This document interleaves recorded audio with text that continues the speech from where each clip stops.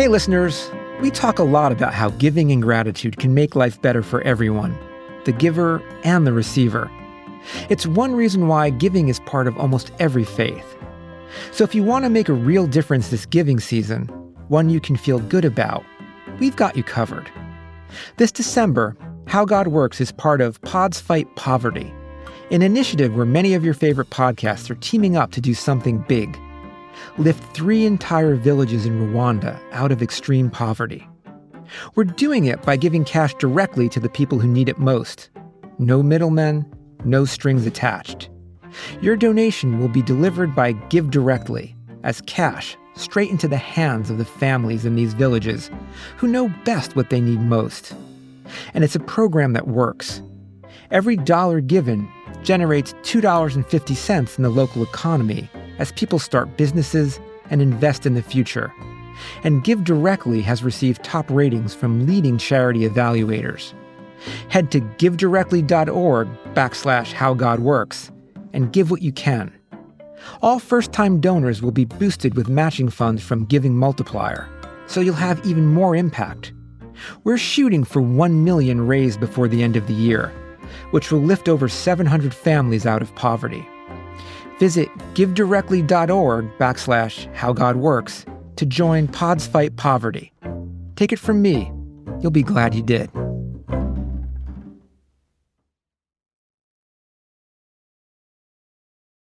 I was on my way to teach a class the other day, and like usual, when I got to the front of the classroom, I reached for the remote control to lower the screen so I could show my lecture slides. But for some reason, I couldn't pick it up. It felt heavy, like much heavier than normal. So I used 2 hands, which took some effort, but it finally worked. So I opened my computer and turned toward the class. But when I tried to say something, nothing came out. I was struggling to speak, but zilch. I started feeling a little panicky. Was I having a stroke or something? I looked out at the people in the room, but instead of seeing my usual students, I saw some of my high school friends sitting there. And I thought, wow, they look good. Almost like they haven't aged a day since senior year. Which is a little strange, because it's been 40 years. And why were they all in my class? Was this some kind of early birthday surprise? But it wasn't my birthday. And why was that remote so heavy anyway? And that's when I realized I'm dreaming. But I was still in my dream, in front of that class full of unaged high school friends. And then, poof, I was awake. But all I could think was, what was that all about? Turns out, what I had, at least for a second or two, was a lucid dream. A dream where you realize that you're dreaming while you're in it. And while about half of people will experience this unique kind of dream at some point in their life, relatively few people experience it on a regular basis. I know I don't. Most nights, I don't even remember my dreams. But it got me wondering, what if I did have dreams like this more? And what if I were able to stay in that dream, to guide what happens? It's a question sleep researchers have pondered for decades, but only recently have had the tools to begin to truly unlock. The research is now looking at the question, can we make more use of our dreams beyond what they automatically give us? And that's pretty exciting. On this episode, we'll talk to neuroscientist Ken Paller about the science of lucid dreaming, whether it's something any of us can learn to do, and if so, what benefits it might offer. Your nightmare seems to be something that's uncontrollably happening to you, but by training people to lucid dream and giving them the idea that you can come to understand it as a dream and then even control it a bit. And while the science of lucid dreaming and its possible uses is still in its infancy, Tibetan Buddhists found ways to master it centuries ago using a practice they call dream yoga. Dream yoga is basically where you are dreaming, try to recognize the dream is dream, and then you manipulate it. We'll talk with Geshe Thabkhe, a Tibetan Buddhist monk about how members of his tradition have long been using this technique to enhance their spiritual lives, and how he and other monks are now working with Western scientists like Ken Paller and neuroscientist Robin Nusslock to research this special type of dream state and its possibilities. This would be an incredible kind of connection between the neuroscience of lucid dreaming and dream yoga and Tibetan tantric practices to actually see if we could record brain activity while monastics were doing and engaging in dream yoga. I'm Dave DeSteno, and that's this time on How God Works. We spend about a third of our lives sleeping, and during that time, our bodies perform some pretty important functions. Sleep isn't just for rest. While we sleep, our body rebuilds and restores parts of itself. Our cardiovascular system, our metabolism, even our immune system gets a recharge. But according to neuroscientist Ken Paller, sleep isn't just important for our bodies. It's essential for our brains, too. We think of learning as something that happens while you're awake. You don't learn much while you're asleep, but actually learning continues. Sleep is a way for the brain to metabolize information, to integrate memories and consolidate them. But as for the purpose of dreams and how exactly they work, well, my answer to that question is that we don't really know yet. It's a question that has captivated the human imagination for millennia, from the Hebrew scriptures to ancient Greek philosophers to Sigmund Freud. But most of this earlier preoccupation with dreams focused on trying to interpret them, and less on the neuroscience of what was actually going on in the brain. Until the early 20th century, people started to get curious, not only about exactly what that was, but whether there was a way to tap into the unconscious sleeping mind to strategically influence our dreams. In 1927, there was a guy in New York who invented a machine called a psychophone. The device was invented by A.B. Salinger and was a kind of modified version of Thomas Edison's phonograph. But Salinger's intent wasn't just playing sound, it was altering psychology. You could record something and then set a clock and have it play back to yourself. To play at a person's, quote, most receptive cycle of sleep. A little message that would help you feel better as a person or feel more confident or whatever you wanted. Things like, your hair is growing in luxurious abundance, or your weight is normal. With the idea being that the device would enable people to use their, quote, vast unconscious powers to get more out of life. And he sold a lot of these and patented the machine. I guess the Depression hit, so it didn't stick around. But the idea was totally there about how can you use your sleep and get messages to your, let's say, your unconscious self or your sleeping self. You don't have to be an overachiever or control freak to see the attraction here. The ability to harness a third more of your life to help you reach your goals, all while you're blissfully resting, would be an amazing opportunity. In fact, a person who could escape the periodic need for sleep could add 20 or more productive years to his life. And so it's no surprise that many people were excited at the possibilities this could unlock. For learning, but also unlearning. Unconsciously correcting annoying habits of the conscious mind.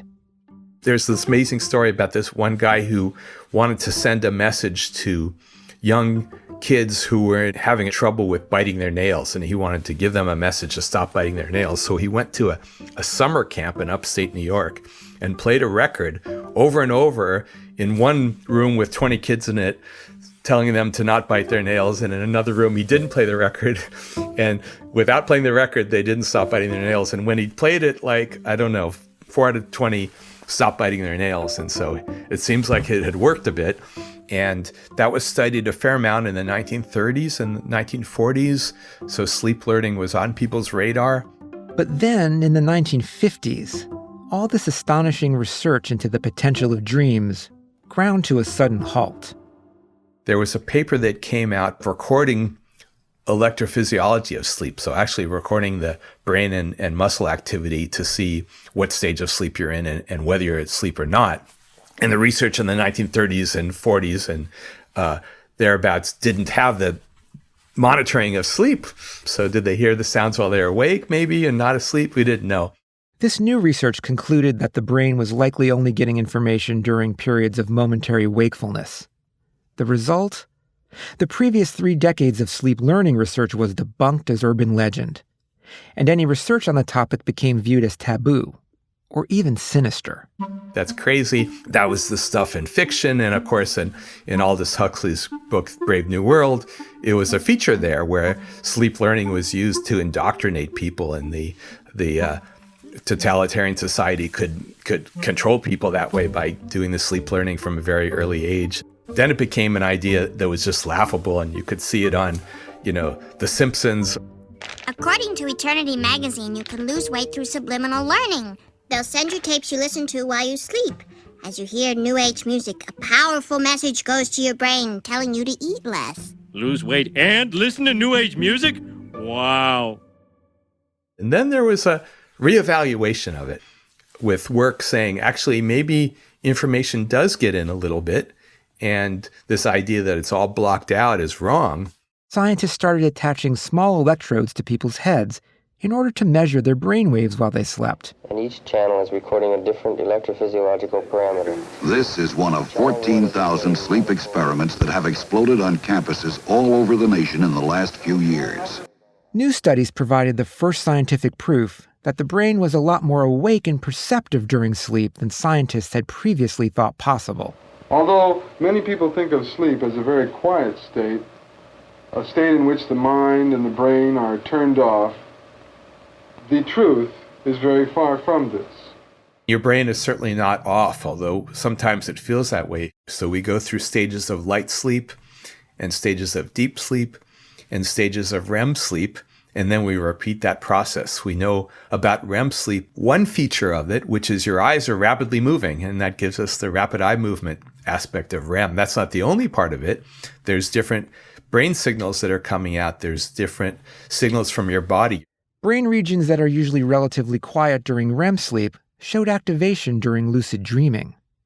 That meant things like metacognition and cognitive control, or the ability to think about and regulate your thoughts, attention, and emotions, was possible. Things we once only thought were possible when people were awake.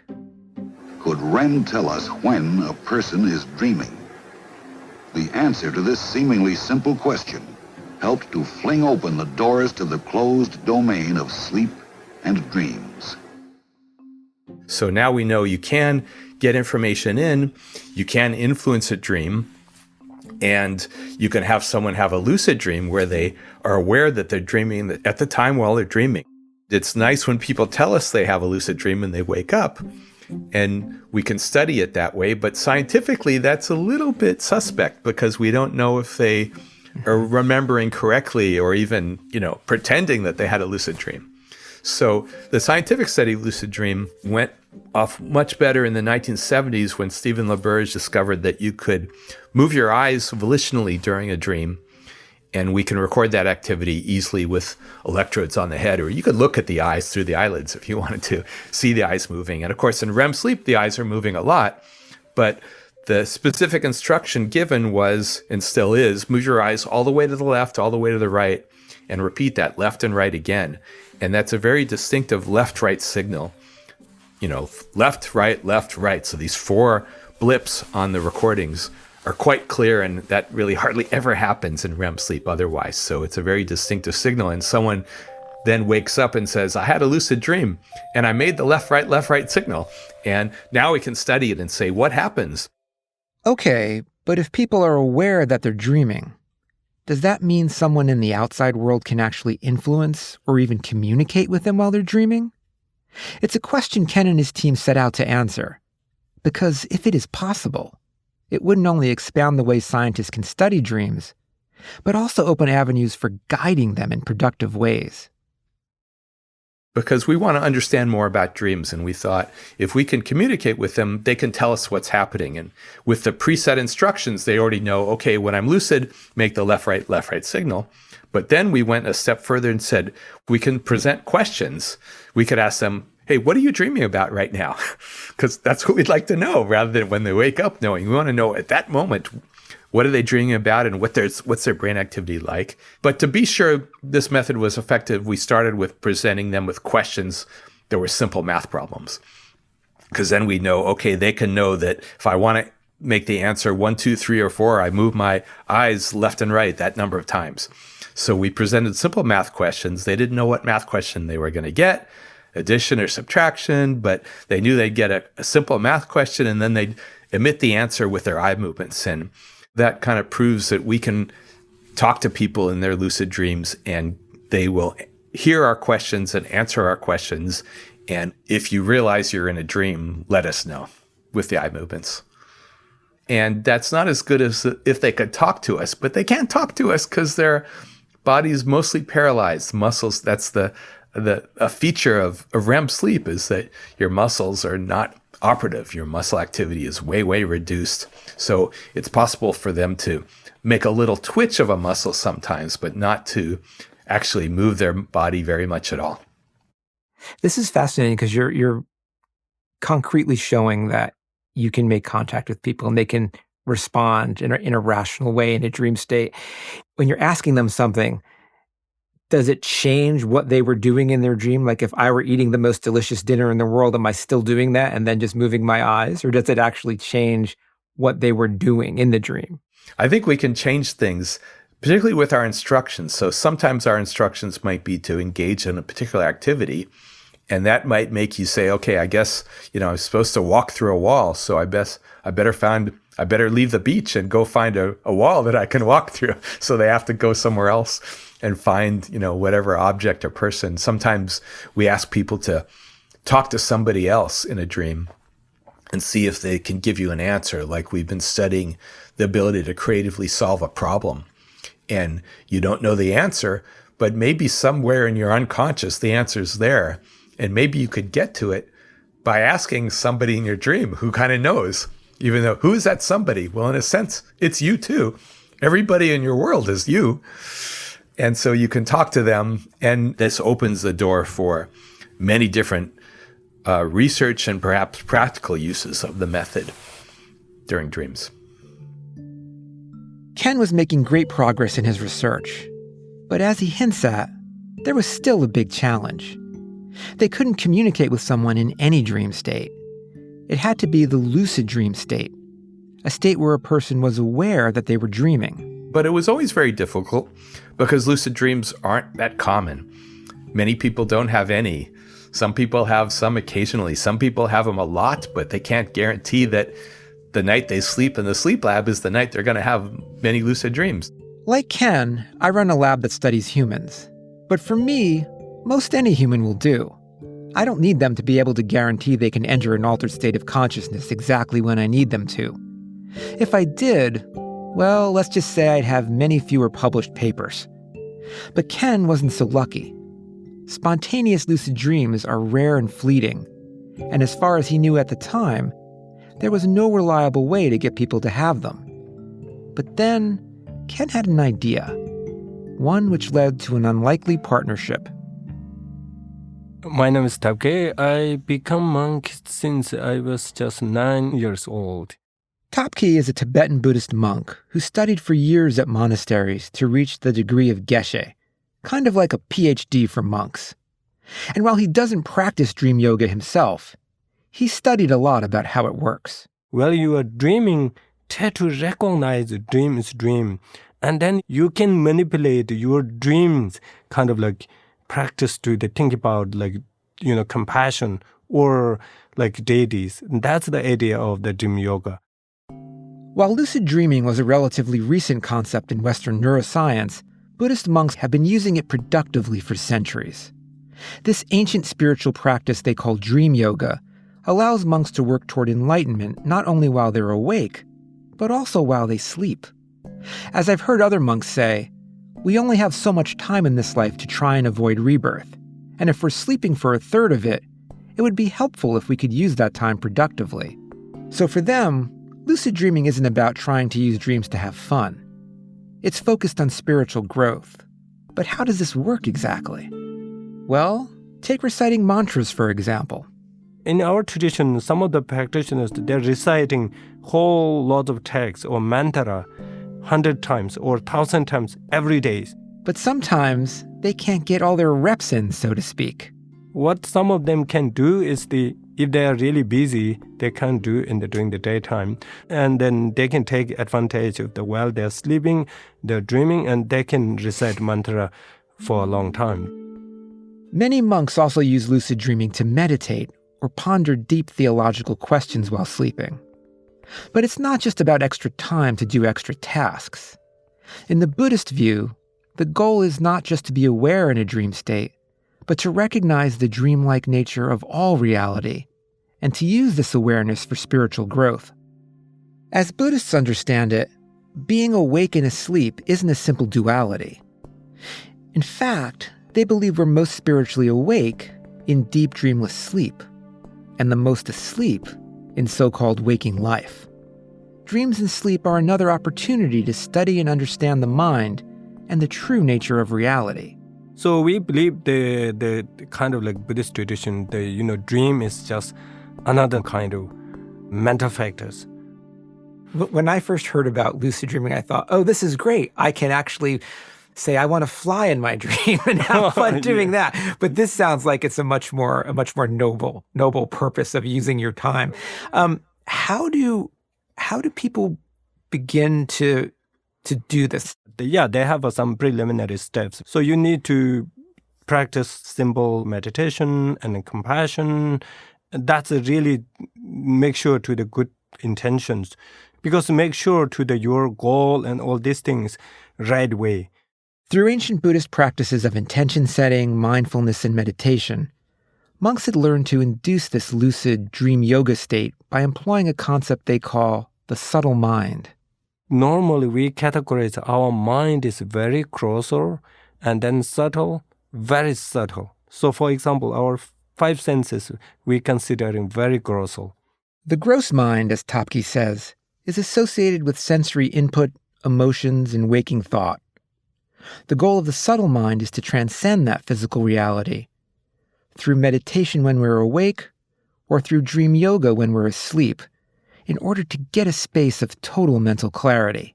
Trying to recognize your fundamental mind has a clarity. That we believe there's a kind of like clear light or something in your innate nature of mind is not dirty. It's clear. That's the potential. We sometimes call it the Buddha nature. This Buddha nature is one characterized by compassion and wisdom, a mind that is, as Thabkhe says, clear and pure. Dream yoga is seen as one way to get to this stage of enlightenment, though not the only way. The practice is considered somewhat sacred, and so Thabkhe says some aspects of it remain secret and possible only in a Buddhist context. But with the more recent Western interest in lucid dreaming, he says parts of it can be taught to non-Buddhists, things like setting an intention prior to going to sleep. Some of the techniques, it need to be required really kind of, Buddhist context. But many of them is just example like during the daytime, think everything is, that's dreaming, like that sort of intention. And also right before go to sleep, you just try to kind of like commit, I should recognize a dream is a dream. I will try to do my best.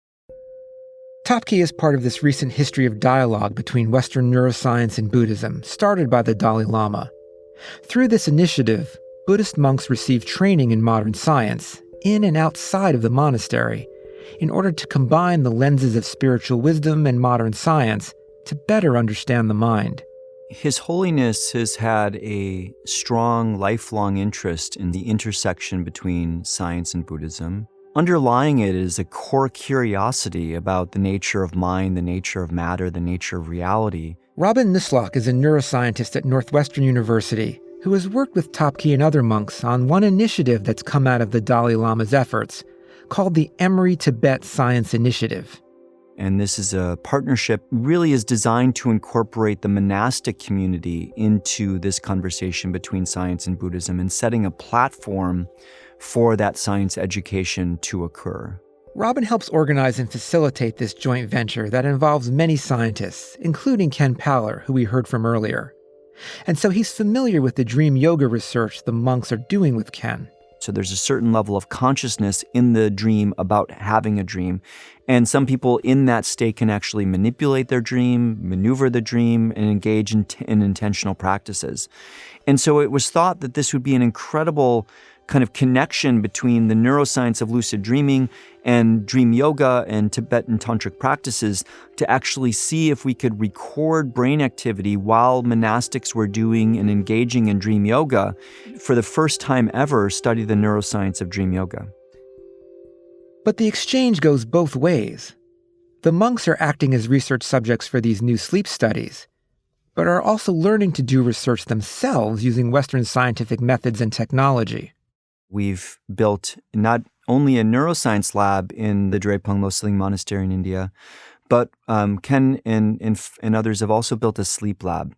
And a sleep lab is a environment where there's a bed, and then a person goes to sleep, but then they have electrodes on their scalp that record their brain activity while they're sleeping. And so, it's a wonderful cross-cultural connection to build these laboratories in the monasteries, and it's been a great training opportunity for the monastics to learn EEG. So just to paint a picture of this, you're bringing in monks who are practitioners of dream yoga, putting the electrodes on their heads to assess EEG, and then they're going to sleep in the sleep lab, and then you have other monks who are up all night collecting the data.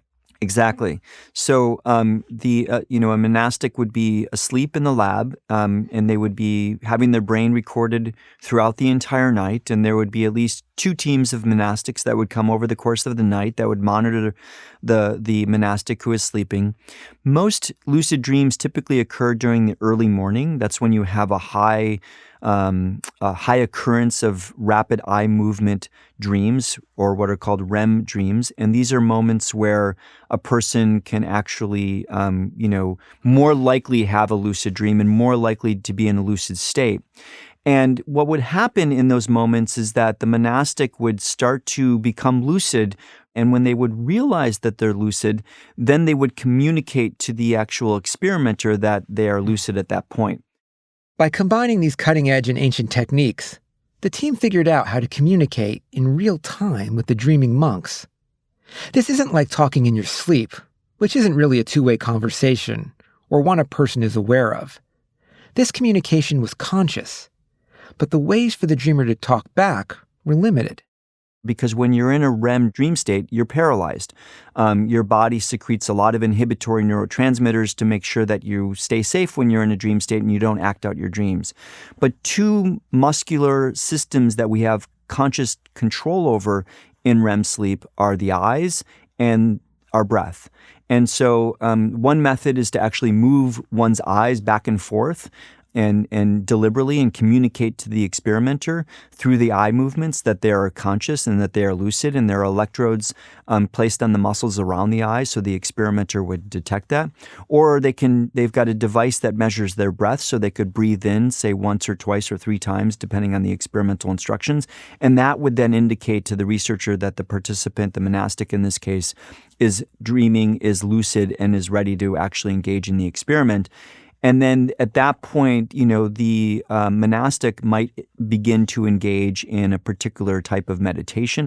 And so the meditation that has been a focus of the Lucid Dreaming Project is a visualization meditation practice. It's called Chenrizi.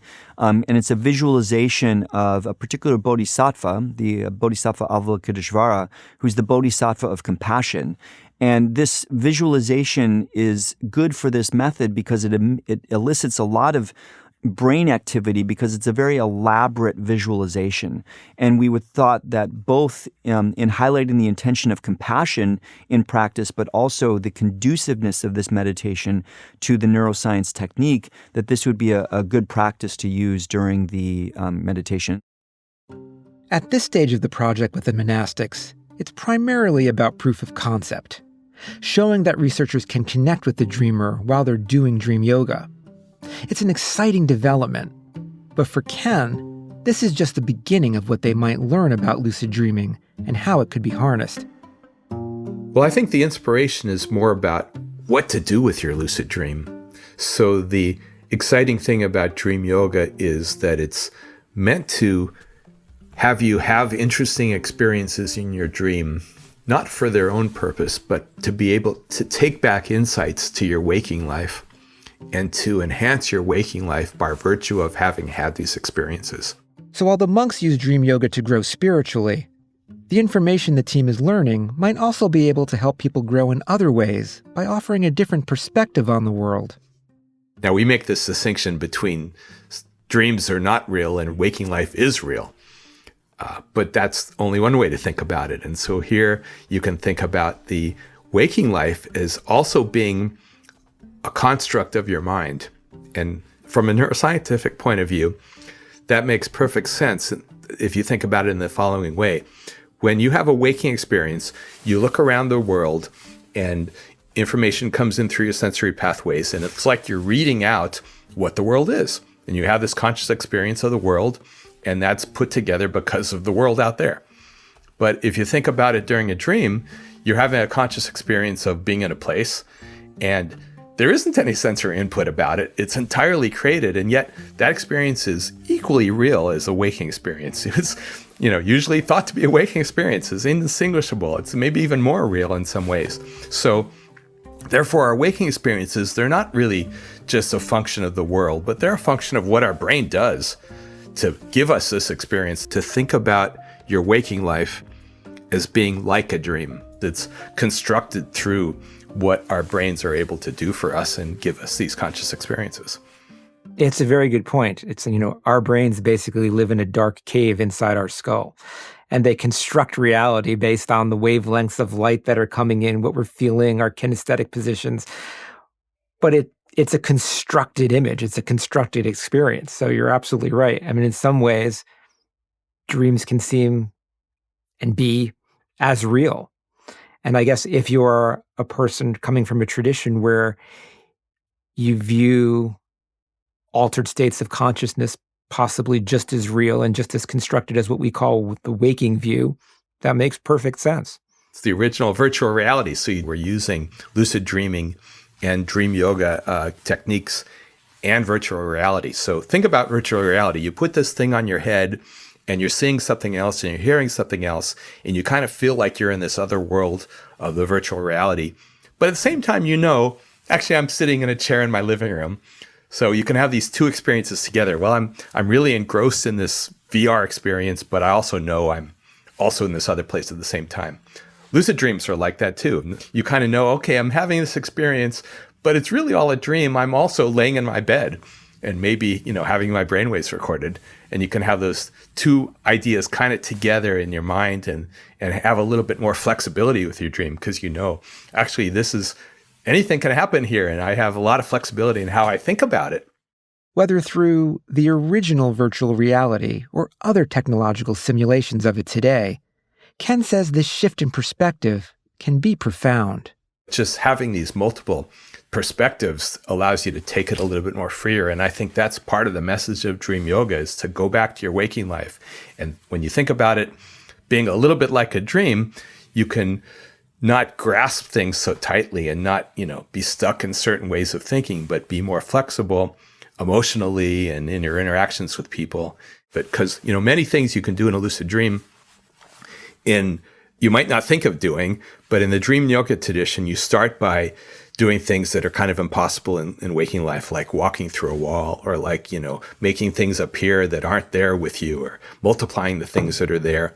And then the more advanced things are being another person. So you can kind of switch, and some of the advanced dream yoga practices, you can instead be a deity. You can be the deity of compassion. You can be the most compassionate person that is imaginable and experience that. So when you go back to your waking experience, you're really changed by virtue of having that incredible experience that, when I described in words, you can imagine it, but dreams are more than imagination. Within the Tibetan tradition, one of the reasons that people engage in dream yoga is to get a benefit from it here, to grow spiritually. But the notion that you can be in a dream state, have some control over what you're doing and guide it, suggests that it might actually have a therapeutic role, especially when we're talking about things like painful memories or trying to work with certain types of psychological issues. Do you see training people to be able to take control of their dreams as a possible therapeutic method? Yes. In fact, we have one publication. This was a study in patients with narcolepsy, and one of the troubling symptoms in narcolepsy is nightmares. And so nightmares can be treated by training people to lucid dream and giving them the idea that your nightmare seems to be something that's uncontrollably happening to you, but you can come to understand it as a dream and then even control it a bit. And in a therapy called imagery rehearsal therapy, nightmare sufferers think about their nightmare going a different way, going a positive direction instead of a negative direction. And perhaps that's going to show as an additional strategy for dealing with nightmares also in PTSD patients. The trauma episode comes up uncontrollably both while they're awake and while they're asleep. So working with their nightmares through some of these methods, I think, can be very helpful. And we're just beginning some research along those lines. And I know this would be speculation at this point, but I'm wondering if you see a role for this in terms of just general counseling, that is helping people deal with problems, finding that solution that may be buried deep down in their unconscious. Our prior work has shown that we can have you remember some things better than others if we provoke you to reactivate that information during sleep. So now let's take a step back and think about, well, what memories are you dreaming about or thinking unconsciously about the depressing things that have been happening in your life, and going over and over and ruminating about those things. And that could be contributing to your symptoms of depression or your symptoms of anxiety. And we try to treat that usually in the waking state, with a therapist while you're awake or with medications. But maybe we can do better by adding in treatments during sleep that could provoke you to dream about different things. So I think that's an idea that we're working on now, and we're excited about the possibilities of that. And of course, one of the keys is making lucid dreams more readily available. So we're still dealing with the technology of how can we do that without making people come into our laboratory, because that's not as easy to do. And people don't necessarily want to spend one night in the laboratory, and one night might not be enough. So we're working with several companies that produce wearable technology for sleep monitoring, and it's actually influencing sleep. So having the monitor sense when someone's in REM sleep and then deliver sounds to them that can help them have a lucid dream without waking up at that moment. And it's based on this idea that we can tweak sleep a little bit. We can change which memories you process during sleep. And pre-sleep intentions from Dream Yoga is a part of that, but also presenting stimuli to people during sleep can be a part of that too. Ken's research is proving what the Tibetan monks have known for a long time. Dreams are not something that just happen to you without your control. If you can master certain techniques, there's a lot more that can happen in your mind and body when you sleep.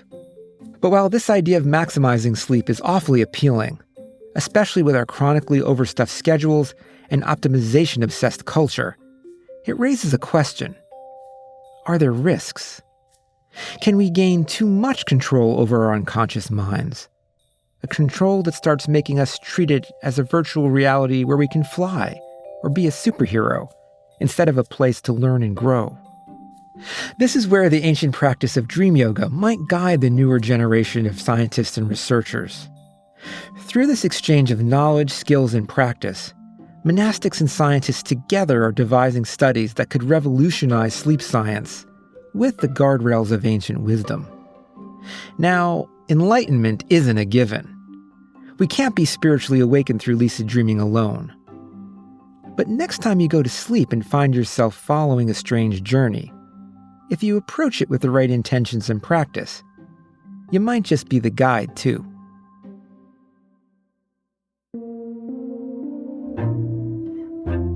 Next time on How God Works, it seems like every few years someone is predicting the end of the world. But what happens when you actually believe the apocalypse is coming? When big things happen now and a lot of other times in history, it's just been easier for a whole subset of people to say, well, we're doomed. But is just give up really the message ancient writers were intending when they wrote these texts? This isn't a literature that's encouraging people to give up by any stretch of the imagination. One of these features that I think has somehow gotten lost over the course of history is this idea of a way to pass through this river of fire. How God Works is hosted by me, Dave DeSteno. This episode was written by Josie Holtzman and me. Our senior producer is Josie Holtzman. Our producer is Sophie Eisenberg. Our associate producer is Emmanuel Desarme. Executive producer is Genevieve Sponsler. Merritt Jacob is our mix engineer and composed our theme, which was arranged by Chloe DeSteno. The executive producer of PRX Productions is Jocelyn Gonzalez. This podcast was also made possible with support from the John Templeton Foundation. To learn more about the show and access episode transcripts, you can find our website at howgodworks.org. And for news and peeks at what's coming, feel free to follow us on Instagram at HowGodWorksPod, or me on X or Blue Sky at David DeSteno.